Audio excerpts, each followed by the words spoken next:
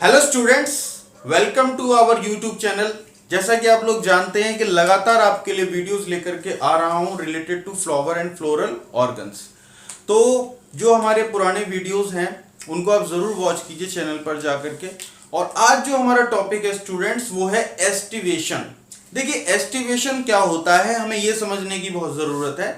Aestivation होता है arrangement of the floral leaves with respect to the members of the same word. यानी कि मैं बात करूं सेपल की या पेटल की, ठीक है, सेपल और पेटल की मैं बात कर रहा हूं और वो किस तरीके से एक दूसरे की रिस्पेक्ट में कैसे अरेंज। जैसे मैं जब सेपल की बात करूंगा तो मैं केवल ये देखूंगा कि सेपल किस तरीके से अरेंज है आपस में, ठीक है ना। जब मैं पेटल्स की बात करूंगा तो मैं देखूंगा कि पेटल एक दूसरे के रिस्पेक्ट में किस तरह से अरेंज हैं। उसी को मैं एस्टिवेशन करूंगा, उसी को मैं एस्टिवेशन कहूंगा। ओके स्टूडेंट्स, तो आप जरा इसका कंटेंट समझिएगा पढ़ के। The arrangement of floral leaves. Floral leaves हमने किसको कहा है स्टूडेंट्स? सेपल्स को या पेटल्स की बात कर रहे हैं हम यहां पर केवल।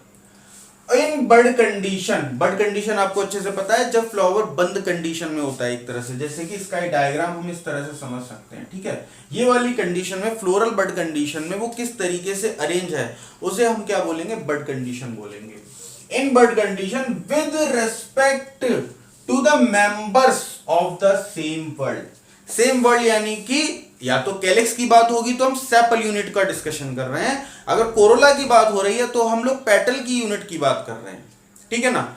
तो ये चीज हमारी क्लियर हो गई। उसके बाद तो इसी को हमने क्या कहा? एस्टिवेशन का। इस अरेंजमेंट को हम लोग एस्टिवेशन कहते हैं स्टूडेंट्स, ठीक है। ये अरेंजमेंट 5 टाइप्स का होता है। पहला टाइप देखिए, पहला टाइप क्या है? Valvate aestivation. वॉल्वेट एस्टिवेशन को अगर आपको समझना है तो आप पहले ये डायग्राम नजर आएगा आपको। अगर हम फ्लावर को ऊपर से देख रहे हैं, ठीक है, तो ये इस तरीके का डायग्राम हमें दिखेगा, ठीक है। और आप देखिए कि यहां पर जो एक मार्जिन है, ठीक है, एक यूनिट का जो एक मार्जिन है वो दूसरी यूनिट के मार्जिन को केवल टच कर रहा है मार्जिन पर, है ना। They are just touching each other at the margin without overlapping. किसी भी तरीके का कोई ओवरलैप नहीं है, ठीक है। तो देखिए हम इसका कंटेंट क्या बनाया है। Floral leaves just touch each other at the margins. हमने लोकेशन बताई, केवल मार्जिन्स पर एक दूसरे को टच करेंगे विदाउट ओवरलैपिंग। किसी तरीके की ओवरलैपिंग आपको नहीं मिलेगी। इसका एग्जांपल क्या है? Solanum and Calotropis. आप इस डायग्राम को भी देख करके एकदम क्लियरली समझ सकते हैं कि मार्जिन्स बस एक दूसरे को टच कर रहे हैं, ठीक है। अगला जो टॉपिक है स्टूडेंट्स, अगला टॉपिक है हमारा ट्विस्टेड एंड कंटॉर्टेड। मतलब अगला जो टाइप है एस्टिवेशन का वो है twisted and contorted. If one margin of the unit overlaps that of the next one. ये थोड़ा सा कॉम्प्लिकेटेड है, इसे जरा मैं क्लियरली आपको समझाता हूं। देखिए आप डायग्राम की तरफ देखिए जरा students.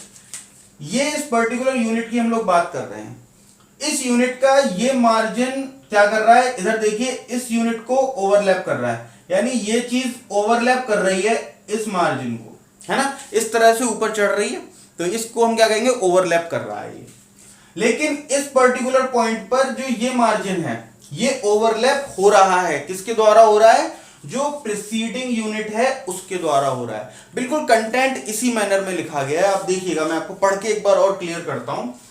If one margin of the unit, यहां पे मैं इसके उस मार्जिन की बात करने वाला हूं जो कि ओवरलैप करेगा।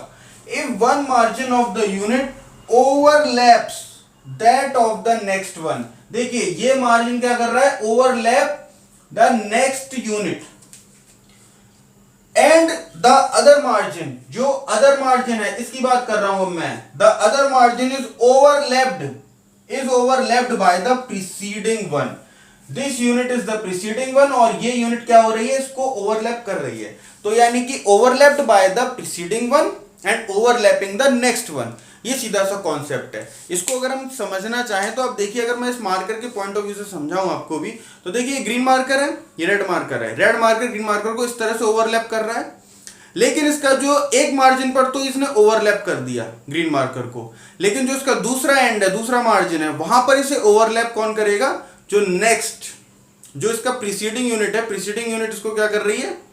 ओवरलैप कर रही है, और ये क्या कर रहा है नेक्स्ट को, ये नेक्स्ट यूनिट को ओवरलैप कर रहा है। तो एक एंड इसका दब रहा है, दूसरा एंड इसका ओवरलैप कर रहा है। ठीक है स्टूडेंट्स, आप क्या करिए, इस कंटेंट को अलोंग विद डायग्राम आप इसका स्क्रीनशॉट ले लीजिए और इसके नोट्स बना लीजिए। ओके,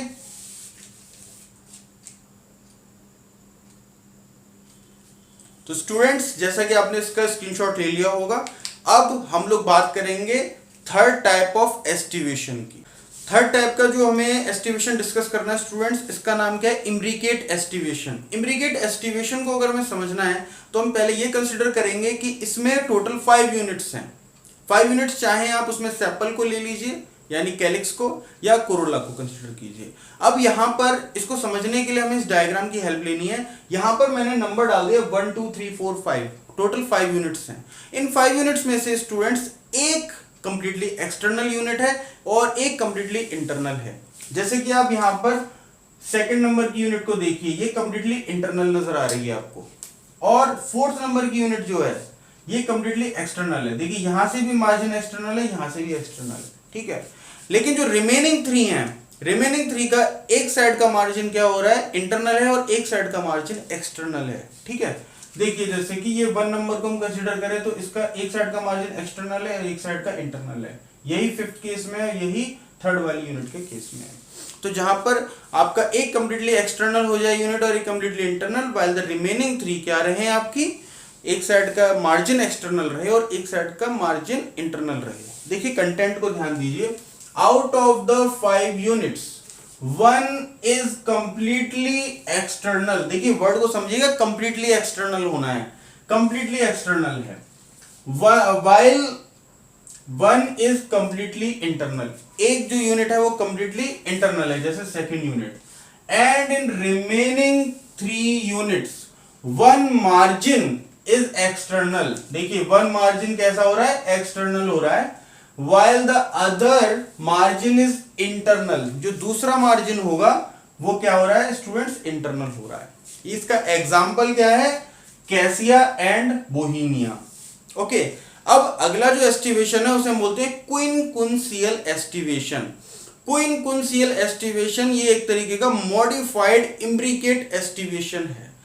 मॉडिफाइड इम्ब्रिकेट एस्टिवेशन, इसको हम समझने के लिए क्या करेंगे, इस डायग्राम पर हम फोकस करेंगे। यहां पर हमने ABCDE लिया है ताकि कंफ्यूजन ना हो। तो देखिए ABCDE, यहां पर 2 यूनिट, हम 5 यूनिट की बात कर रहे हैं, out of 5 unit 2 unit completely external होंगी, 2 यूनिट कंप्लीटली इंटरनल होंगी। ठीक है, और जो एक यूनिट बची उसका एक मार्जिन, एक साइड का मार्जिन क्या होगा, एक्सटर्नल हो जाएगा और एक साइड का मार्जिन इंटरनल हो जाएगा।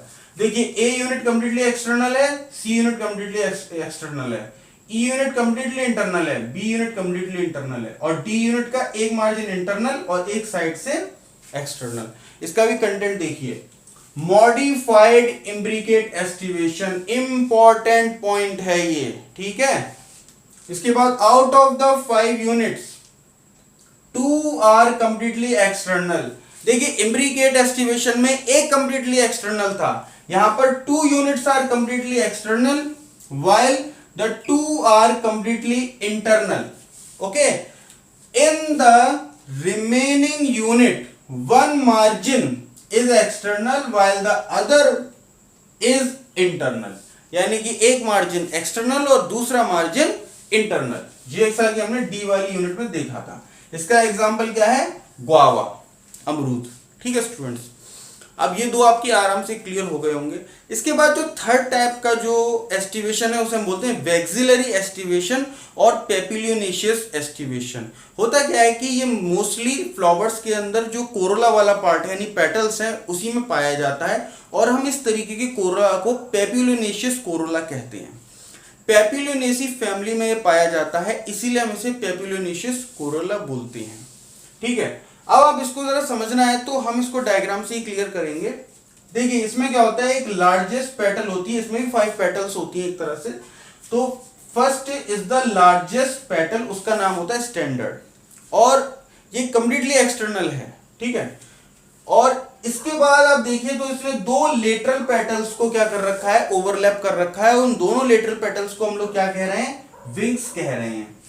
ओके स्टूडेंट्स, इसके बाद जो लेटरल पेटल्स हैं उन्होंने भी फर्दर दो छोटी छोटी पेटल्स को क्या कर रखा है, ओवरलैप कर रखा है, उन्हें हम लोगों ने क्या कहा है, कील कहा है। और फाइनली ये जो साइन इस तरीके से आपको नजर आ रहा है जिसमें हम इसको जोड़ते हुए नजर दिखा रहे हैं, इसका मतलब है कि both the keels are fused with each other. इस तरीके का एस्टिवेशन को हम वैक्सिलरी एस्टिवेशन कह रहे हैं। कंटेंट देखिएगा, it is found in Corolla. आपको कहां मिलेगा, ये कोरोला के अंदर मिल रहा है। देयर आर 5 पेटल्स, मैंने बोला था हम 5 पेटल ही कंसिडर कर रहे हैं राइट फ्रॉम द बिगिनिंग। और the largest is the standard, it overlaps the 2 lateral petals. देखिए मैंने कहा था कंप्लीटली ओवरलैप करेगा, कंप्लीटली ओवरलैप कर रहा है, दोनों तरफ से ओवरलैपिंग हो रही है। और इस लेटरल पेटल्स को हम विंग्स बोलते हैं, which in turn overlap the 2 smallest anterior petals known as keel. ठीक है, यानी कि ये विंग्स भी क्या कर रहे हैं, फर्दर ओवरलैप कर रहे हैं दो स्मॉलेस्ट पेटल्स को, जिनका नाम हमने क्या रखा है, कील रखा है। इसके एग्जांपल है students pea and bean. Okay, now this topic is over. Students, keep watching my channel. Thank you and have a nice day.